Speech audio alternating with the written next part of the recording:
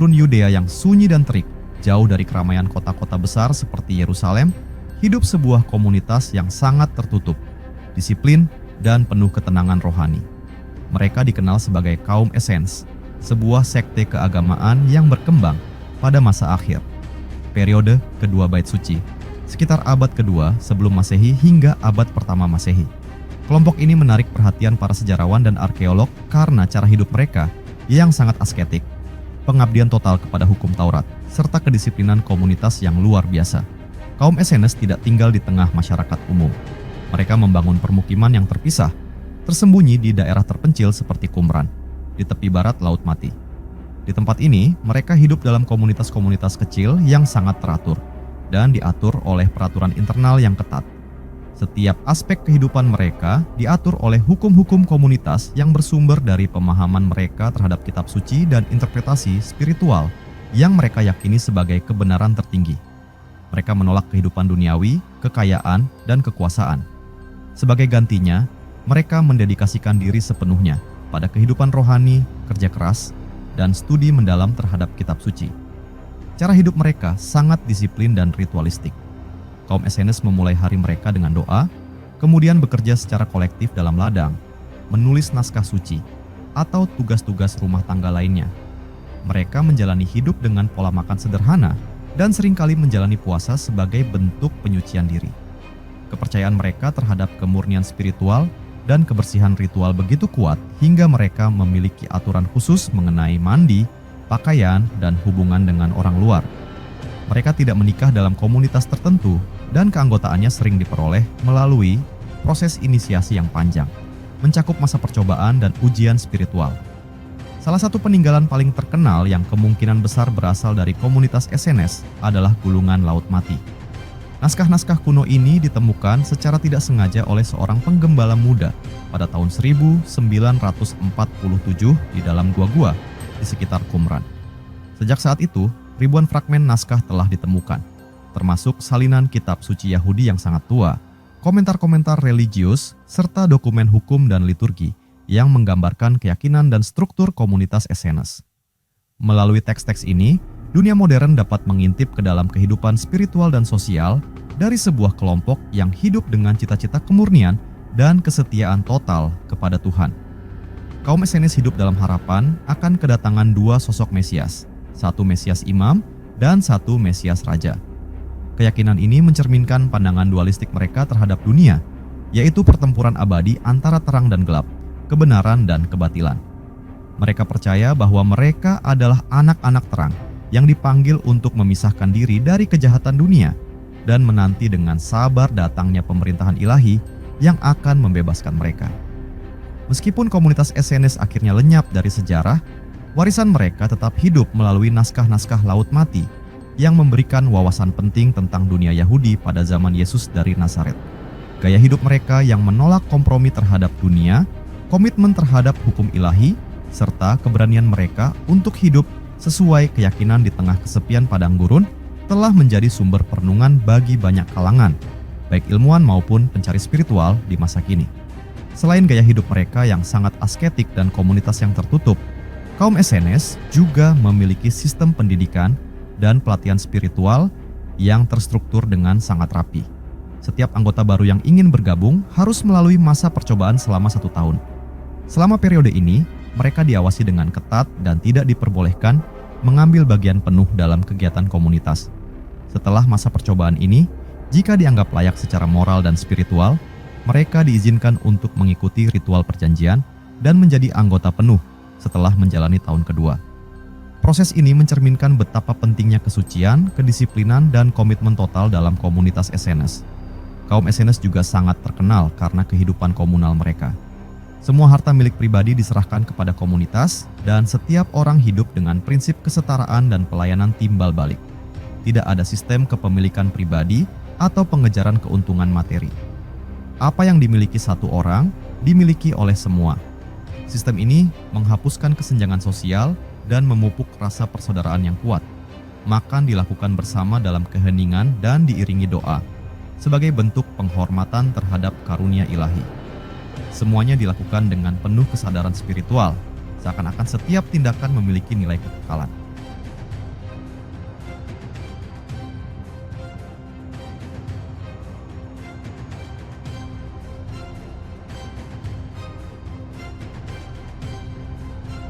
Dalam hal ibadah, kaum Essenes memiliki praktik yang sedikit berbeda dengan kelompok Yahudi lainnya pada masa itu.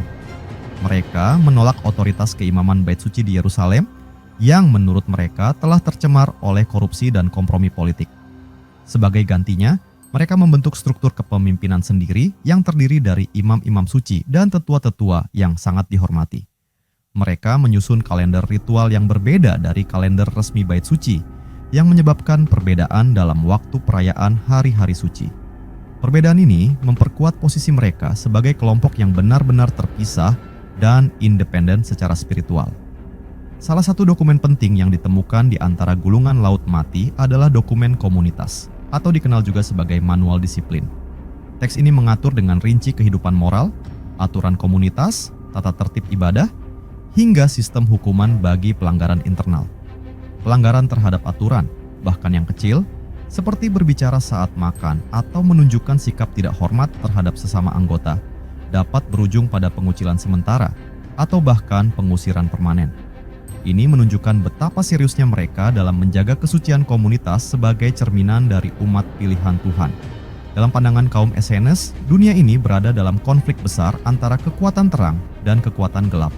Mereka percaya bahwa sejarah manusia sedang menuju kepada titik akhir, di mana akan terjadi perang besar antara anak-anak terang dan anak-anak kegelapan.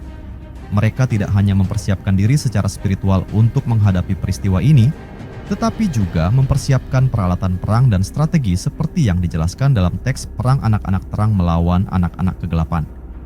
Hal ini menunjukkan bahwa meskipun mereka adalah komunitas religius yang mencintai perdamaian dan kesucian, mereka juga memiliki dimensi apokaliptik yang kuat, sejalan dengan tradisi kenabian Yahudi yang menantikan hari pembalasan dan penggenapan janji ilahi. Tidak diketahui secara pasti bagaimana kaum Essenes akhirnya menghilang dari sejarah. Beberapa sejarawan menduga bahwa mereka dibinasakan dalam konflik besar antara bangsa Yahudi dan Kekaisaran Romawi, yang berpuncak pada penghancuran Bait Suci Yerusalem pada tahun 70 Masehi. Ada pula teori yang menyebutkan bahwa mereka secara perlahan-lahan melebur dengan kelompok-kelompok keagamaan lain, atau mungkin sebagian dari ajaran mereka mempengaruhi perkembangan awal kekristenan, mengingat beberapa kesamaan dalam ajaran tentang kemurnian hati, kehidupan komunal, dan penantian Mesias. Apapun yang menjadi akhir dari kaum Essenes, warisan intelektual dan spiritual, mereka tetap hidup melalui peninggalan gulungan laut mati.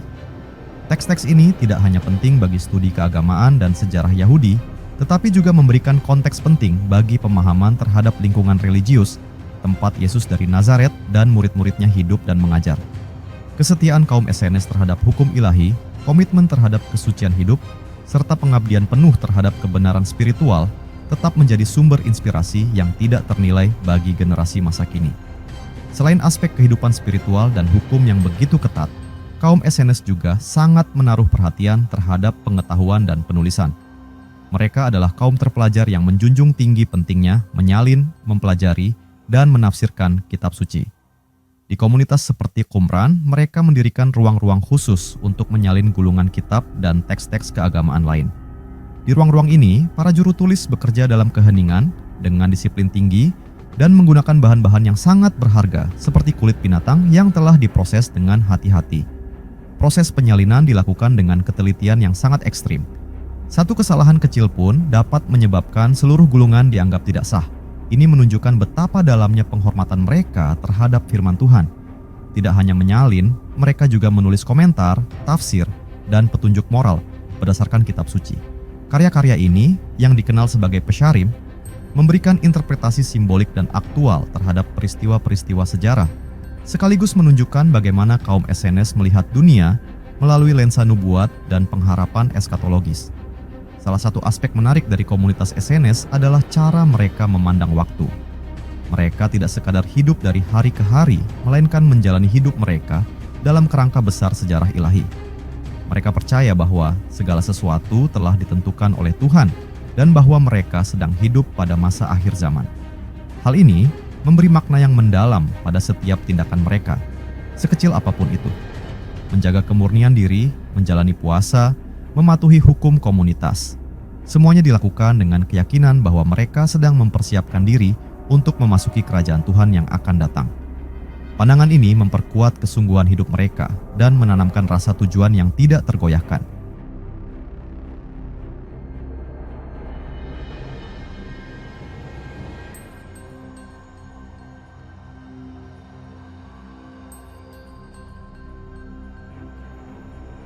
Dalam hubungan dengan masyarakat luar, kaum SNS memilih untuk menjaga jarak.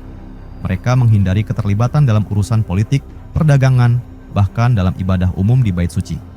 Mereka menganggap dunia luar telah tercemar oleh dosa dan ketidakbenaran. Karena itu, mereka memisahkan diri sebagai sisa yang setia, yakni segelintir umat pilihan yang menjaga kemurnian hukum Tuhan di tengah dunia yang telah jatuh. Penolakan mereka terhadap kekuasaan politik dan religius resmi menjadikan mereka kelompok yang sangat kontras dengan kaum Saduki yang mendominasi bait suci dan bahkan dengan kaum Farisi yang meskipun sangat legalistik tetap terlibat dalam kehidupan publik. Namun, penting untuk dicatat bahwa meskipun kaum SNS hidup dalam keterasingan, mereka tidak membenci dunia.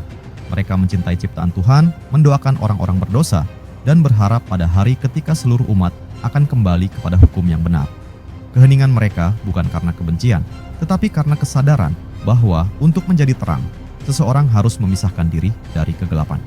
Sebagian peneliti modern menduga bahwa tokoh-tokoh seperti Yohanes Pembaptis mungkin memiliki hubungan dengan kaum SNS atau setidaknya dipengaruhi oleh praktik dan ajaran mereka.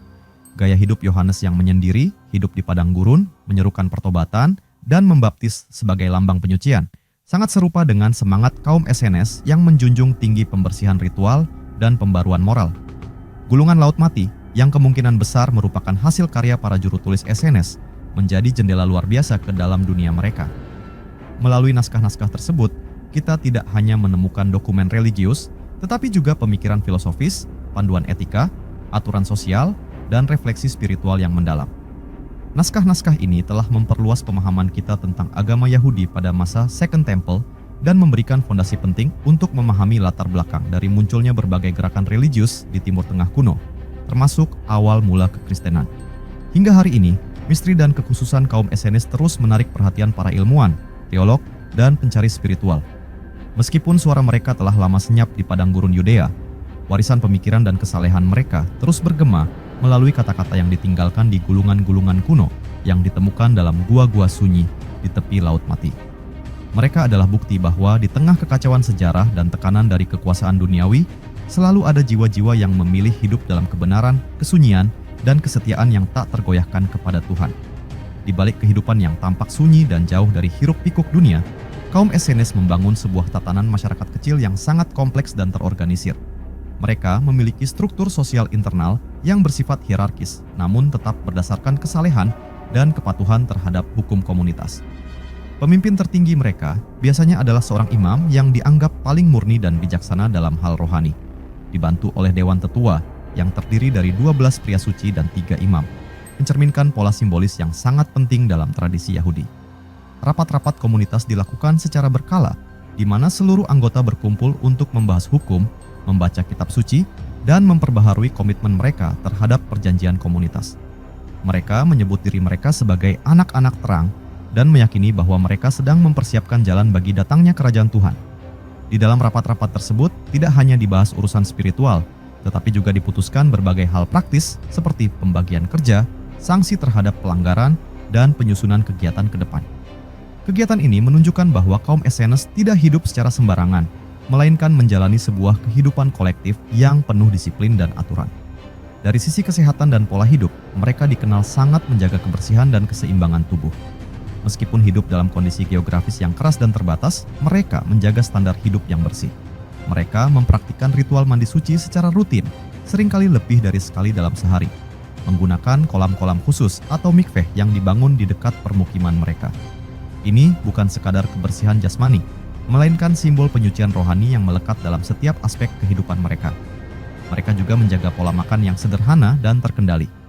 Umumnya, makanan yang dikonsumsi adalah hasil dari kerja tangan mereka sendiri, gandum, sayuran, buah-buahan, serta sedikit minyak dan garam. Mereka menjauhi makanan yang dipersembahkan dalam bait suci karena dianggap sudah tidak murni dan hanya makan daging dalam kesempatan ritual tertentu, jika sama sekali. Segala bentuk kerakusan, pesta pora, dan konsumsi berlebihan dianggap sebagai penyimpangan dari kehendak ilahi.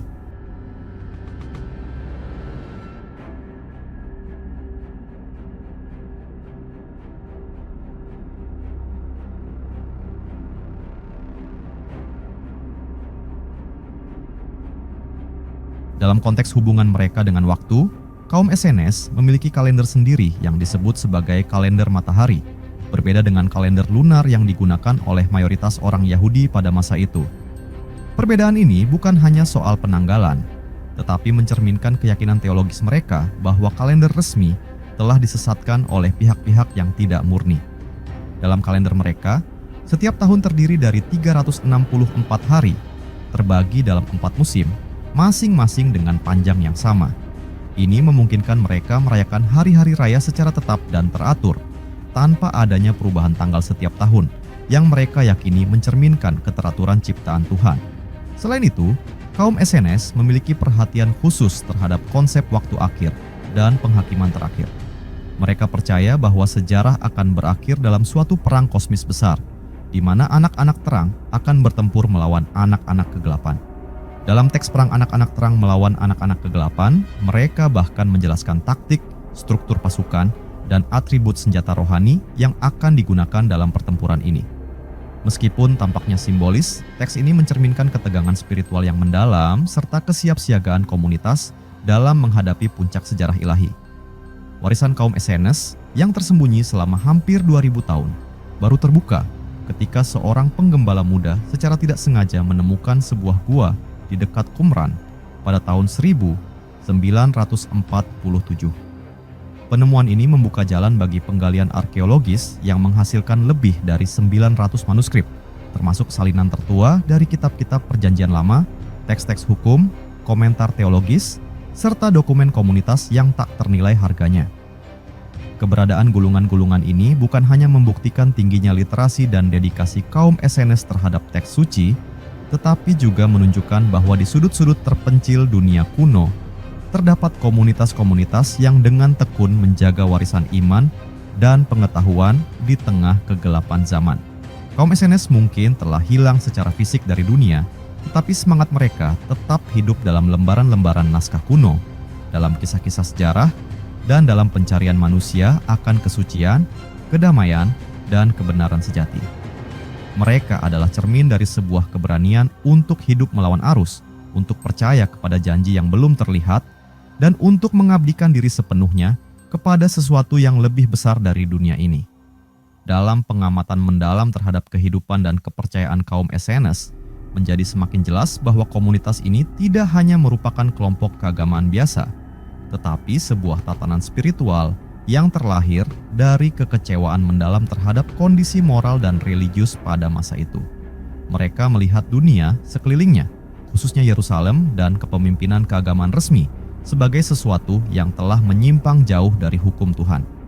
Korupsi di kalangan imam, kompromi politik dengan penjajah Romawi, serta pelanggaran terhadap kemurnian ibadah mendorong kaum Essenes untuk memisahkan diri secara radikal dan membangun kehidupan yang baru, yang mereka yakini lebih setia kepada kehendak ilahi. Mereka tidak sekadar menghindar atau melarikan diri dari realitas dunia, melainkan membentuk sebuah dunia alternatif yang diatur oleh prinsip-prinsip yang dianggap mencerminkan kerajaan Tuhan yang sejati. Dalam komunitas mereka tidak ada ruang untuk ambisi pribadi, persaingan kekuasaan, atau kompromi moral. Setiap individu diharapkan untuk hidup dengan penuh pengabdian, menjaga hati dan tubuhnya dari segala bentuk pencemaran, serta mendalami hukum Taurat secara mendalam dan konsisten.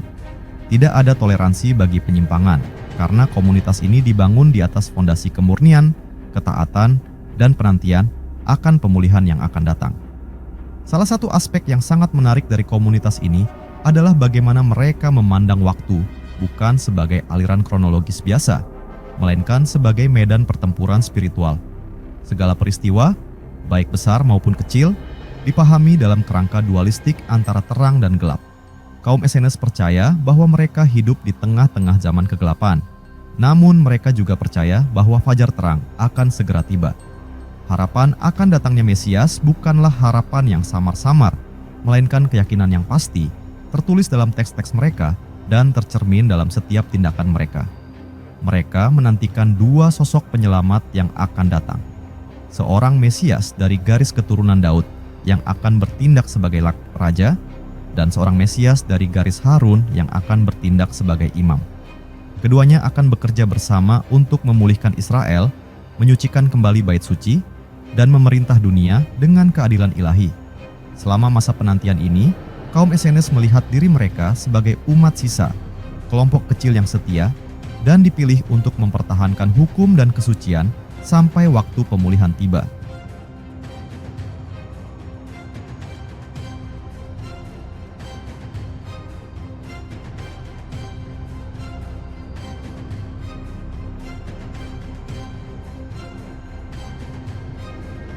Menariknya, semangat asketisme mereka bukanlah bentuk pelarian dari penderitaan, melainkan sebuah metode disiplin rohani untuk memurnikan jiwa. Mereka percaya bahwa dengan menolak kenikmatan duniawi, melatih tubuh, menguasai keinginan, dan fokus pada hukum Tuhan, seseorang dapat mencapai tingkat kedekatan yang lebih tinggi dengan yang ilahi. Mereka tidak hidup untuk kenyamanan, tetapi untuk transformasi batin. Mereka hidup seolah-olah mereka sudah berada di ambang kerajaan Tuhan, dan setiap tindakan mereka adalah bagian dari liturgi agung yang berlangsung tanpa henti. Walaupun mereka menjaga jarak dari masyarakat luas, pengaruh kaum SNS secara tidak langsung menyebar melalui pemikiran dan praktik keagamaan yang berkembang pada masa itu. Beberapa sejarawan dan teolog meyakini bahwa tradisi mereka mungkin memengaruhi komunitas Kristen awal, terutama dalam hal kehidupan komunal, penekanan terhadap pertobatan, baptisan sebagai lambang penyucian, dan konsep tentang kerajaan Tuhan yang akan datang. Meskipun tidak ada bukti langsung yang menyatakan bahwa Yesus dari Nazaret atau para rasul berasal dari komunitas ini, tidak bisa dipungkiri bahwa dunia pemikiran yang melahirkan kekristenan awal memiliki banyak kesamaan dengan pandangan dunia kaum SNS. Dalam konteks sejarah Yahudi, kaum SNS berdiri sebagai salah satu dari 3 kelompok utama yang mewarnai kehidupan religius pada masa itu, bersama dengan kaum Farisi dan Saduki. Namun, berbeda dari 2 kelompok lainnya yang lebih terbuka terhadap kehidupan sosial dan politik, kaum SNS memilih jalan sunyi, tersembunyi dari pandangan umum, namun sangat mendalam dalam komitmen dan pencarian spiritual. Mereka adalah bukti bahwa dalam sejarah umat manusia, selalu ada kelompok-kelompok kecil yang dengan kesetiaan dan ketekunan berjuang menjaga cahaya iman tetap menyala, bahkan di tengah kegelapan zaman. Dan hari ini, ribuan tahun setelah keberadaan mereka sirna, nama kaum SNS kembali bergema melalui naskah-naskah yang ditemukan di gua-gua sunyi di tepi Laut Mati. Setiap fragmen yang dibaca dan diteliti bukan hanya memperkaya pemahaman akademis tentang sejarah keagamaan, tetapi juga menggugah nurani kita bahwa ada kehidupan yang dijalani dengan tujuan yang lebih tinggi. Kehidupan yang tidak diukur oleh kekuasaan, kemewahan, atau popularitas, melainkan oleh kesetiaan terhadap kebenaran yang diyakini. Meskipun kehidupan kaum SNS telah lama berlalu, jejak-jejak mereka tidak hanya tertinggal dalam lembaran naskah, tetapi juga dalam nilai-nilai universal yang tetap relevan hingga hari ini. Nilai tentang integritas, kedisiplinan, kesederhanaan, dan pencarian spiritual yang tulus. Di tengah zaman yang semakin materialistis dan terburu-buru, kisah tentang kaum SNS menjadi semacam cermin sunyi yang mengajak manusia modern untuk merenungkan kembali arti kehidupan yang sejati. Komitmen kaum SNS terhadap kesucian bukanlah sekadar formalitas ritual, melainkan perwujudan dari keyakinan mendalam bahwa kehidupan manusia memiliki tujuan rohani yang tinggi. Mereka memandang tubuh sebagai wadah ilahi yang harus dijaga, pikiran sebagai alat untuk memahami kehendak Tuhan, dan komunitas sebagai cerminan dari kerajaan surga yang akan datang. Oleh karena itu, setiap tindakan mereka, sekecil apapun, dilandasi oleh kesadaran spiritual yang utuh. Tidak ada ruang bagi kepalsuan, kemunafikan, atau sekadar simbolisme kosong. Iman mereka diwujudkan dalam tindakan konkret yang terukur dan disiplin. Kaum SNS juga menempatkan studi dan pemahaman terhadap kitab suci sebagai pusat dari kehidupan mereka. Mereka tidak hanya membaca teks suci, tetapi merenungkannya siang dan malam. Tafsir dan komentar mereka menunjukkan pendekatan yang sangat cermat dan simbolik terhadap isi kitab. Mereka percaya bahwa kebenaran sejati tersembunyi di balik huruf-huruf kitab suci, dan hanya mereka yang hidup dalam kesucian serta menjalani hidup dengan penuh dedikasi yang layak menerima pengungkapan ilahi tersebut. Penting pula dicatat bahwa kaum SNS hidup di masa yang penuh ketegangan politik dan sosial. Di bawah tekanan penjajahan Romawi, banyak orang Yahudi terpecah dalam cara merespons keadaan. Sebagian mengambil jalan kompromi dan kolaborasi, sebagian lagi memilih pemberontakan terbuka, sementara kaum SNS memilih jalan ketiga, isolasi dan transformasi batin. Mereka percaya bahwa perubahan sejati tidak dimulai dari senjata atau revolusi politik, melainkan dari pemurnian hati dan ketaatan terhadap kehendak Tuhan. Dalam cara berpikir ini, kita bisa melihat cikal bakal dari banyak gerakan pembaruan spiritual sepanjang sejarah, di mana orang-orang memilih jalan sunyi sebagai bentuk perlawanan terhadap sistem dunia yang dianggap rusak. Lebih jauh lagi, hubungan kaum Essenes dengan alam dan ciptaan juga sangat menarik untuk diperhatikan.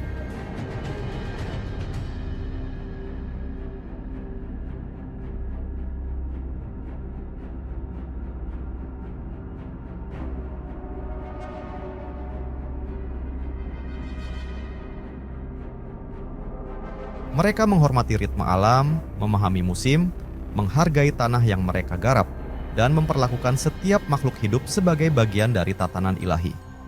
Dalam banyak hal, sikap ini sangat mirip dengan prinsip ekoteologi modern, yang menekankan pentingnya menjaga keseimbangan antara manusia dan alam sebagai bagian dari tanggung jawab spiritual. Secara filosofis, kaum Essenes juga menunjukkan pemahaman mendalam tentang penderitaan, pengharapan, dan ketabahan. Mereka tidak menghindari kesulitan, tetapi memaknainya sebagai bagian dari ujian ilahi. Dalam penderitaan, mereka melihat peluang untuk dimurnikan. Dalam keterasingan, mereka menemukan keheningan yang menyucikan. Dan dalam pengharapan akan Mesias, mereka menemukan kekuatan untuk terus setia, bahkan ketika dunia tampak semakin gelap. Mereka hidup dengan pandangan jauh ke depan, tidak untuk keuntungan sesaat, tetapi demi kebenaran kekal. Di antara begitu banyak komunitas keagamaan dalam sejarah manusia, kaum Essenes adalah salah satu yang paling konsisten dalam menjalankan visi iman mereka hingga titik akhir. Mereka tidak membangun kerajaan duniawi, tidak mengejar nama besar, dan tidak meninggalkan bangunan megah. Namun justru karena kesederhanaan dan kesetiaan itulah, mereka dikenang sebagai salah satu suara spiritual paling murni dari zaman kuno. Naskah-naskah mereka yang selama berabad-abad tersembunyi di dalam gua-gua dan terlindungi dari waktu, kini menjadi saksi bisu dari perjalanan manusia yang mencari cahaya di tengah padang gurun sejarah. Dan kini, di tengah dunia yang serba cepat dan bising, kisah kaum Essenes menjadi ajakan sunyi yang menembus zaman. Sebuah undangan untuk hidup lebih lambat, lebih sadar, dan lebih mendalam. Bukan sebagai pelarian, tetapi sebagai jalan pulang menuju makna sejati. Warisan kaum Essenes tidak hanya terletak pada naskah-naskah kuno atau komunitas mereka yang disiplin, tetapi juga pada cara mereka membentuk sebuah model kehidupan alternatif yang tetap relevan dalam berbagai konteks sejarah. Mereka bukanlah sekelompok pengasing yang sekadar menjauh dari dunia, melainkan individu-individu yang secara sadar menciptakan ruang untuk hidup sesuai dengan prinsip-prinsip ilahi, jauh dari pengaruh kekuasaan, kekayaan, dan kebobrokan moral yang merajalela.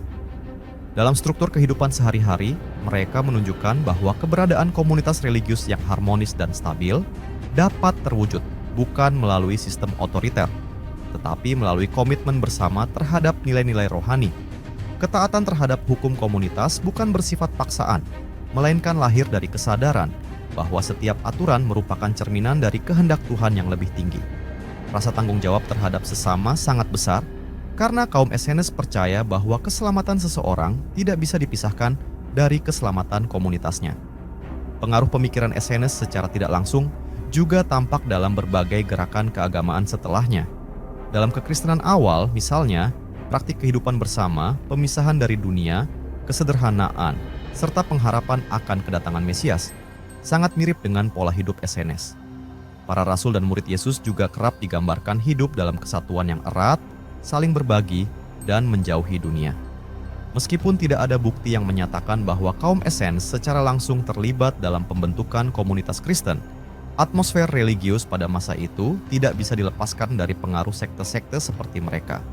Satu hal yang juga layak direnungkan adalah keberanian kaum Essenes untuk berbeda dan bertahan dengan keyakinan mereka, bahkan ketika mayoritas masyarakat memilih jalan yang lebih mudah atau menguntungkan secara politik. Mereka tidak tunduk pada tekanan sosial atau kekuasaan Imperium Romawi. Mereka tidak berusaha menyenangkan penguasa agama resmi. Mereka tidak tertarik dengan kekuasaan, tetapi fokus sepenuhnya pada pengabdian. Dalam dunia yang semakin menyeragamkan cara berpikir dan gaya hidup, sikap kaum Essenes ini terasa sangat relevan. Mereka mengajarkan bahwa kesetiaan terhadap prinsip, meski berat dan sepi, adalah jalan menuju kebebasan rohani yang sejati. Gua-gua di sekitar Qumran yang selama berabad-abad menyimpan gulungan laut mati bukan sekadar situs arkeologis biasa. Ia adalah simbol dari bagaimana kebenaran bisa bertahan melintasi zaman, tersembunyi namun tidak hilang. Ketika gulungan-gulungan itu akhirnya ditemukan, dunia menyadari bahwa ada suara-suara kuno yang masih mampu berbicara. Tidak dengan teriakan, tetapi dengan keheningan yang dalam. Suara yang membawa pesan tentang kesetiaan, kemurnian, dan harapan. Pesan utama dari kehidupan kaum Essenes, jika dirangkum dalam satu kata, adalah kesetiaan. Kesetiaan terhadap hukum Tuhan, terhadap kehidupan rohani, terhadap komunitas, dan terhadap pengharapan akan datangnya kerajaan ilahi. Dalam dunia modern yang serba relatif, cepat berubah, dan seringkali kehilangan arah moral, semangat kesetiaan seperti ini menjadi sangat berharga.